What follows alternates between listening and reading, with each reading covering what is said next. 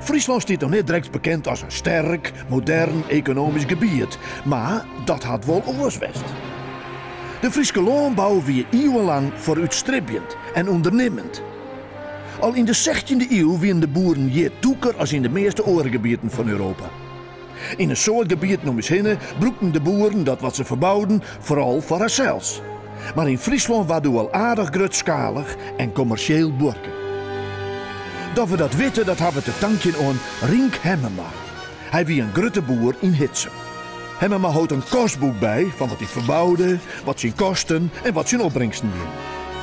Van hem weten we dat hij en andere grote boeren niet zozeer voor eigen volk zitten en verbouwden, maar dat ze de opbrengst van het loon het liefst verkochten op de markt, in binnen- en buitenland. In Friesland staan om het jaar 1500 hinnen zo'n 10.000 boerkerijen. Want in de middeleeuwen hingen de boeren vooral dwaande west om voor haarzelfs en haar familie genoeg eten en drinken te hebben.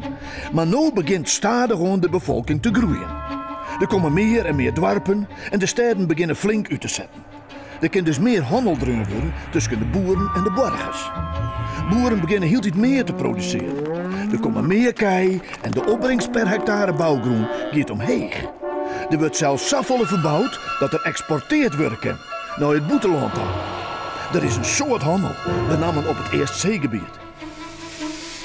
Ook Rink Hemmema is onderdeel van dit systeem. Hij is een grote ondernemer die het investeert in zijn bedrijf om er winst mee te maken. Zo keert er alle poep van de burgers van Fransje op en smiet het als vruchtbare dong uit zijn loon. De opbrengst, de tarwe, die verkeert er aan de bakkers in de stad. Zelfs ieder leven roggen, dat is goed keper. En zo houdt Hemmema een soort geld door. Maar ze staat gewoon dat er echt betere mogelijkheden komen om al dat gewaaks en het vee te vervieren. De oerhiet jocht dat ek. En zo wordt in de 16e en de 17e eeuw de infrastructuur heel iets beter. Dat wil zeggen, er worden meer en betere dieken en paden online. Er worden een soort vjetten en kanalen groeven. Vooral oer het wetter kunnen de boeren nou prima reizigen. Met haar eigen premmen of met platboeiems die nevens een vers schema oer de wetterwegen varen.